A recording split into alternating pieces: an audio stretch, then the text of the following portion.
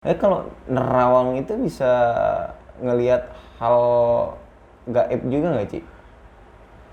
Ya dia gimana ya?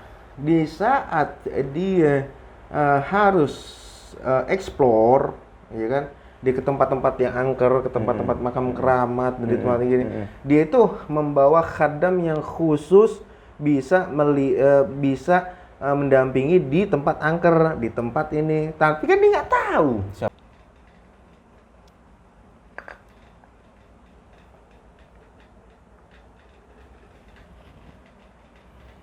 Assalamualaikum warahmatullahi wabarakatuh.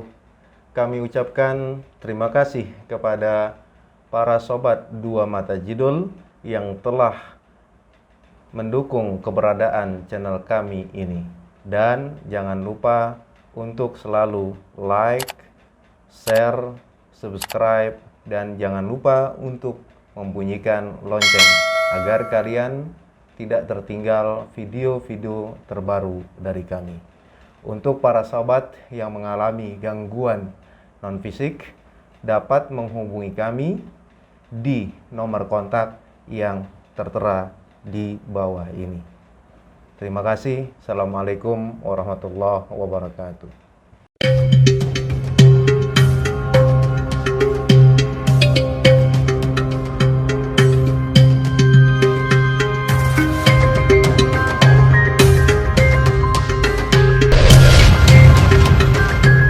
Assalamualaikum warahmatullahi wabarakatuh. Waalaikumsalam warahmatullahi wabarakatuh. Selamat datang kembali di channel kami Dua Mata Jidul Anti Tipu Daya Bangsa Jin. Oke, Ci, langsung aja kali ya.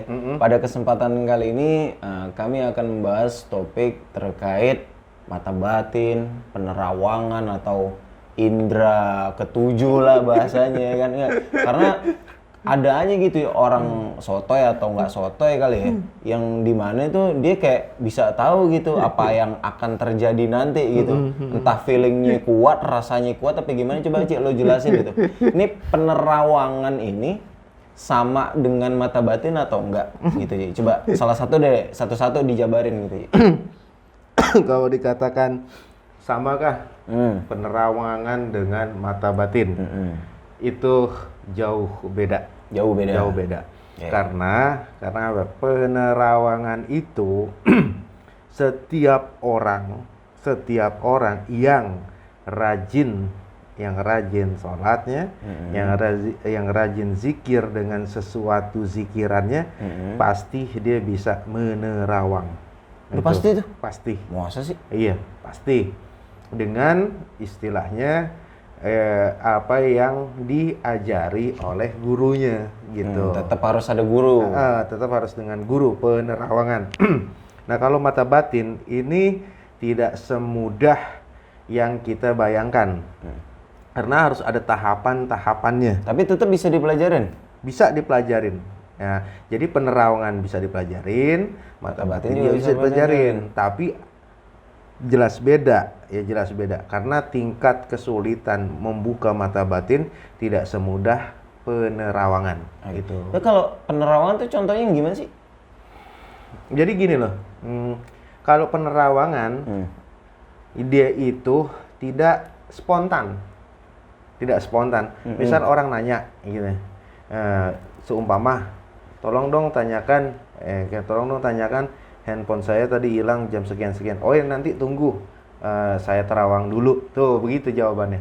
Karena dia harus istilahnya dalam kondisi dan situasi yang bisa membuat dirinya itu fokus. Dalam artian dia wirid selama beberapa banyak wiritan, dan nanti akan seolah-olah terlihat. Padahal itu mindsetnya yang baik, mindset yang benar itu memainkan dia. Itu kalau penerawangan ya, nerawang itu fokus mindsetnya, dan dia bertanya gitu. Tanya sama siapa? Di dirinya sendiri. Dia nanya dengan dirinya, yang jawab dirinya, tuh gitu. Itu penerawangan. Ketemu jawaban itu? Ketemu. Contohnya misalnya handphone Dapi hilang nih. Ya, tapi kan nggak 100%.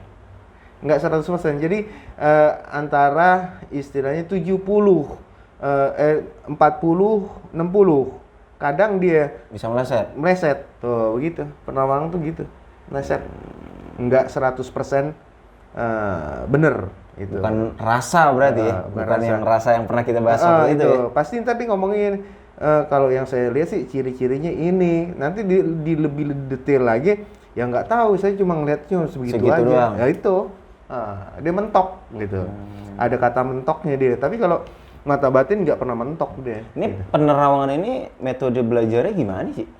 Bisa, kan lu bilang bisa pelajarin dengan pembimbing, pastinya dengan guru. Biasanya contohnya metode pelajarannya itu apa aja sih? Kalau penerawangan satu tadi yang kita harus istilahnya orang yang rajin sholat, orang yang istilahnya rajin puasa, zikir, ibadah, zikir. itu bisa dengan dituntun nanti misalkan coba kamu terawang si A ada di mana dengan tingkat konsentrasi kamu yang penuh. Kamu baca aja, misal baca Bismillahirrahmanirrahim terus enggak apa namanya? Enggak terbatas wiritannya itu nanti pas di bilangan misalnya keberapa gitu dia baru lihat gitu. Seolah-olah dia ngelihat ini di mana gitu. Dia pun nanya nih di mana gitu. Yang dilihat misalnya cuma gelas tok gini, lihat gelas ya. Dia nggak bisa lagi dia apa namanya? Lebih detailnya dia nggak bisa lihat. Berarti ini emang pure datangnya maksudnya timbulnya itu dari dirinya sendiri ya? Bukan seperti ada bisikan atau apapun ya? Enggak bisa. Nah kalau yang model-model yang kayak gitu gimana tuh? Nah kalau misalnya ada bantuan-bantuan itu lebih apa namanya? Lebih cepat. Istilahnya kalau misalkan tanpa ada bantuan, dia membutuhkan energi 1000%, misalkan. Nah, kalau ada bantuan, dia hanya membutuhkan energi 100%. Jadi, kalau orang-orang yang udah terbiasa menerawang itu, nggak perlu waktu yang lama, dia harus zikir, misalnya Bismillahirrahmanirrahim sampai 1000, enggak, gitu. Jadi, cukup 100 atau 200 atau 300, Bismillahirrahmanirrahim, dia langsung lihat. Ini arahnya selalu positif apa bisa jadi penerawangan ini ada domplengan juga, Ci? Nah, ada dua hal. Yang pertama kalau dia misalkan dia menuntut, nah otomatis dia ada pendomplengan. Kalau dia nggak menuntut, murni istilahnya. Murni hasil dari zikir, dari sholatnya, dari ibadahnya dia. Nanti ada dua kemungkinan juga nih orang yang murni. Entah dia ngimpi, ya kan? Nah nanti entar dikasih ilham, langsung dikasih ilham namanya. Petunjuk gitu. Tapi kalau orang yang punya perewangan, dia saat dia menerawang, dia langsung melihat itu. Itu aja membedakannya. Ya, orang kalau menerawang yang ahli menerawang ditanya langsung di jalanan dia nggak bisa. Nggak langsung dapat aja jawabannya nggak gitu ya. Kecuali dia punya hadam, baru nanti dibisikin. Itu. Oke. Terus kalau mata batin itu sendiri gimana, Ci? Mata batin itu dia spontan, dimanapun ditanya dia akan bisa melihat. Tapi bukan kodam? Bukan. Makanya tadi yang lo bilang tuntutan ilmu, maksudnya pelajaran itu lebih sulit, lebih berat ya? Lebih berat. Selain dia harus puasa, sholat, zikir, ya. Nah dia harus menjalani tingkat keprihatinan. Tingkat keprihatinan itu ya istilahnya bukannya kita menyusahkan kehidupan kita atau menyengsarakan badan kita, bukan. Nah, istilahnya prihatin itu, misal contohnya kita udah makan nasi nih. Kita udah makan nasi. Nah, kita punya duit. Nah, kalau ada tukang bakso lewat, istilahnya nggak langsung beli. Nah, karena dia prihatin dalam artian bukannya pelit. Nah, dia itu mencoba buat mengekang kemauannya dia, hasrat. Gue udah makan, udah kenyang, ngapain sih gue beli bakso lagi, kan gitu. Nah, itulah orang yang prihatin gitu. Nah, orang prihatin nanti timbulnya dengan kesabaran, keikhlasan gitu. Ini keprihatinan. Nah, kalau udah dijalanin misalnya sholat, puasa, zikir, terus tingkat keprihatinan, udah dijalanin semua, nanti dia diperintahkan oleh gurunya semacam kayak misal kamu zikir ya dari jam 12 malam sholat tahajud, selesai sholat tahajud kamu zikir sampai subuh. Terus begitu, terus gitu. Nah, itu mengolah masih dalam taraf Menengah. menyucikan diri. Menyucikan diri. Belum istilahnya untuk membuka Mata batinnya dia. mata batinnya dia. Kalau udah sampai kebuka, manfaat apa yang bisa dia dapat, Ci? Tembus pandang. Maksudnya? Tembus pandang. Tembus pandang. Iya. Misalnya ada orang saudaranya dia nih di Kalimantan, ya kan? Dia kangen dilihat aja, dilihat si A lagi ngapain ya, gitu. Dilihatnya kelihatan. Itu. Kayak Rogo Sukmo. Bukan Rogo Sukmo, itu beda. Jadi tembus pandang gitu. Satu karena dia tingkat kesuciannya, kebersihan hati, bukan kesuciannya, kebersihan hatinya sudah mengalami masa penggojlokan yang teramat luar biasa. Keduanya, dia sudah mengolah power. Power dalam artian bukan genta-gentakan ya. Dia mengolah power untuk itu sebagai sebagai kendaraan dia nanti untuk melihat secara jarak jauh. Buat dorongan. Nah, kalau nggak ada powernya itu nggak bisa sampai dari Jawa ke Kalimantan, nggak bisa itu. Nah, nanti setelah dia melatih, udah ada tingkatan untuk menyucikan dirinya, dia langsung nanti ke tingkat memperbesar powernya. Nah, kalau dua kerang udah dipelajarin, nah nanti dilatih dia buat membuka mata batin. Mata batin dalam arti penglihatan tembus pandang itu. Itu tuh, mata batin arti. Sebenarnya definisinya ya. Iya. Melihat. Jangankan melihat yang jauh, berarti ngelihat hal-hal kayak jin-jin gitu bisa juga kali, Ci. Mata batin tuh. Diberikan ya, bukan kita dimengerti, diberikan ya, dikasihkan oleh Allah gitu loh. Dikasihkan oleh Allah. Bukannya kita itu meraih, bukan kita ngambil gitu. Tapi dikasih. Tapi sewaktu-waktu. Ingat sewaktu-waktu ya. Sewaktu-waktu kalau kita lagi perlu baru bisa. Misal ada orang nanya nih mau nyoba, dia bisa langsung gitu. Kalau dia misalnya sekonyong-konyong lihat ya. Kayak on mulu gitu, ibaratnya on. Orang mata batin itu nggak begitu. Orang mata batin punya mata batin nggak begitu. Jadi misalnya satu, dia harus memasak wudu, orangnya masih wudu. Kalau misalnya dia udah punya mata batin kan, misalnya ada orang yang mau jahatin dia tahu, bisa ngelihat. Nah, jadi dia itu harus punya tingkat masak bodoh yang tinggi. Orang mau punya susuk kek, orang mau punya mantra kek, orang mau pesugihan kek, itu dia masak bodoh gitu. Itu urusan dia. Kalau nggak masak bodoh, hatinya juga nggak bersih juga kan, ibaratnya. Ini dikit diomongin, ini dikit dia ngedumel sendiri, ibaratnya gitu ya. Iya.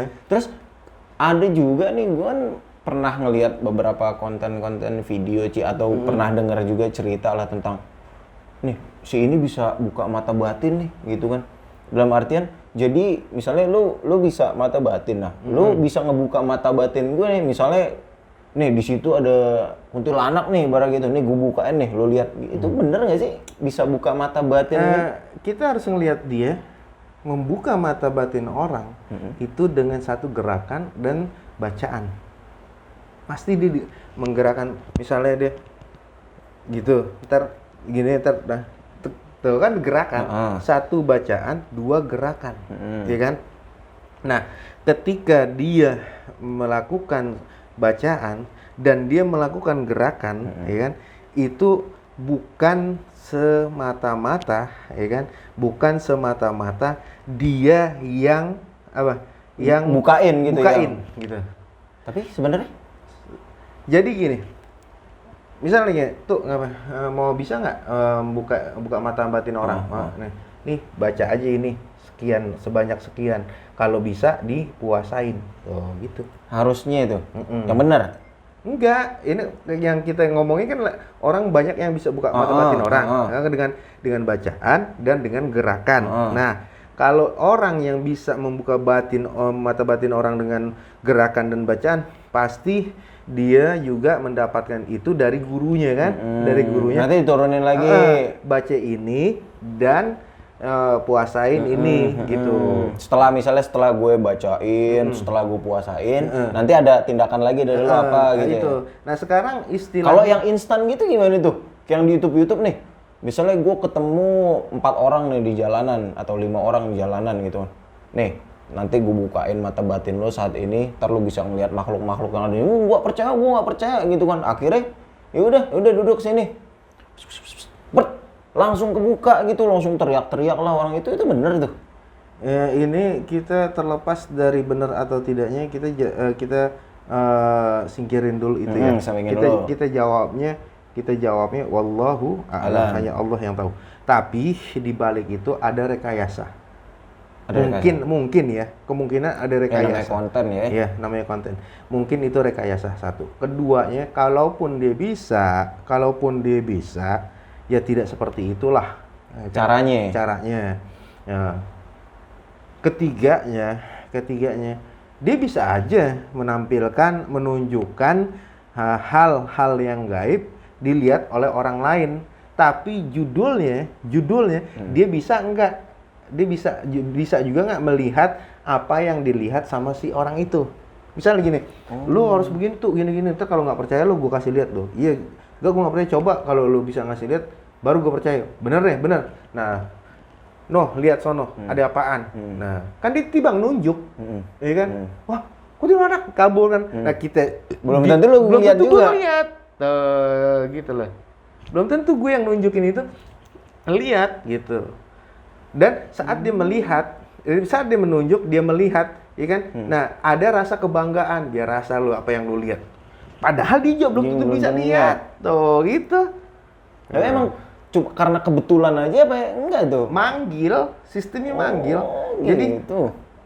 Ya, kalau kita punya khadam apaan aja kita bisa. Apalagi khadam kita sampai 10.000 khadam, perewangan. Banyak yang bantu kita. Gampang aja. Karena kan khadam itu misal ya, dia tuh khadam ada yang tugasnya itu jaga di gerbang, ada yang jaga di ruang tamu, ada yang di kamar. Nah kalau udah 3-nya kita kan harus punya 3 itu kan gitu. Apalagi yang bisa menampilkan sosok itu, ya kan, supaya dilihat sama orang. Itu ada kekhususan khadam yang seperti itu, tuh gitu. Tugasnya dia gitu. Jadi kalau dikatakan manusia itu dalam bentuk yang sebaik-baiknya bentuk. Nah, karena apa dalam bentuk sebaik-baiknya bentuk, ya kan? Kesatunya manusia itu tidak seperti jin, ya kan? Kalau manusia punya misal satu keahlian, dia ahli dalam bidang kimia, ya kan? Tapi kan matematika dia bisa. Fisika dia bisa. Itu luar biasanya manusia.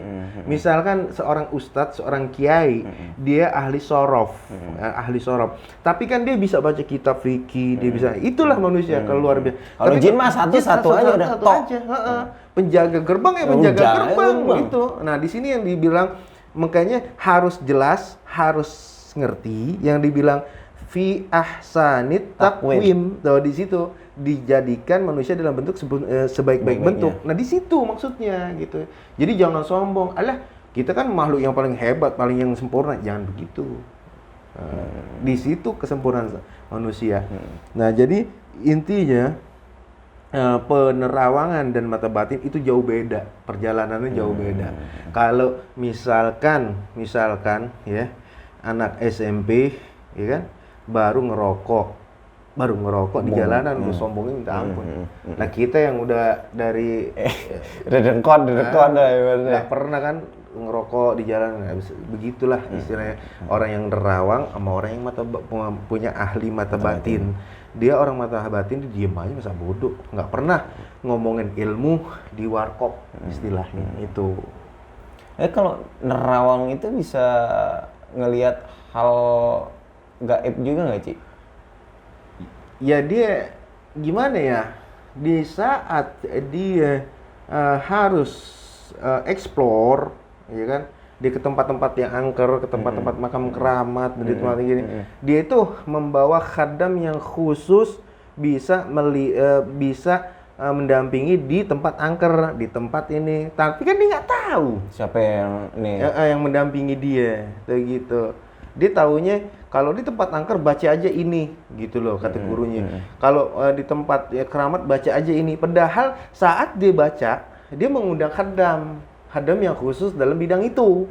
Nah, kalau misalnya penerawangan, dia itu mendeteksi pasti dengan tangan.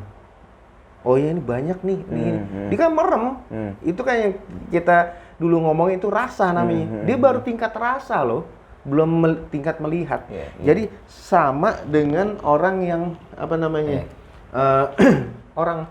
orang buta bawa tongkat, pelan kan jalan. Nah di saat dia mau tahu ada orang yang di depannya kan dia begini, gitu. Nah itulah orang buta. Jadi kalau orang yang istilahnya menerawang itu begitu. Bagusnya nggak digampar sama setan. Kurang ajar banget gue digituin kayak tongkat gitu. Banyak banget nih anget nih sini. Iya anget doang kan gitu. Nggak taunya pantat kebo gitu kan, gelap-gelapannya gitu. Nah, disitulah. Tapi kalau orang mata batin, dia di saat di tempat apapun dia nggak perlu begini. Dia kayak diem. Oh ini dulunya gini, oh ini dulunya gini, gitu dia dalam hatinya dinding. Oh ada ininya, ada gitu. Karena dia mau silaturahmi, dia mau ngobrol sama si penguasa. Jadi duduk nungguin, dia tahu oh ini gue duduknya di altar, di singgah. Maksudnya di apa namanya? Itu singgasana raja, kita duduk gitu nungguin raja itu datang. Ntar kalau pas raja datang kita dia juga gitu juga. Cuman kan kalau kita begini ntar orang nggak lihat itu ngapain dia. Jadi dia memperagakannya itu tanpa orang tahu gitu. Nggak bisa dilihat dengan mata zahir ya. Iya. Seumpama kayak si siapa namanya Pak Karno ya. Pak Karno itu bertemu dengan penguasa Pantai Selatan. Nah itu duduk di apa namanya di pohon kelapa sampai adanya kelapa cabang. Nah itu dia duduk kayak gini, diem. Padahal sih dia bukannya bertapa, tapi dia lagi konsul. Gitu. Orang mau ngeliatnya cuma lagi duduk aja bertapa, padahal dia konsul. Itulah. Kalau orang mata batin dia diem buru amat sama orang gitu. Nah itu mata batin. Jadi dimanapun dia berada, di mana dalam situasi dan kondisi apapun dia pasti bisa melihat. Tapi dengan catatan ya, kalau dia mau melihat, kalau dia nggak mau lihat bukan selalu on gitu bahasanya, bukan selalu on. Itu jadinya. Oke, mungkin para penonton kita nih cukup jelas penjelasan dari Jidul ya terkait penerawangan dan mata batin.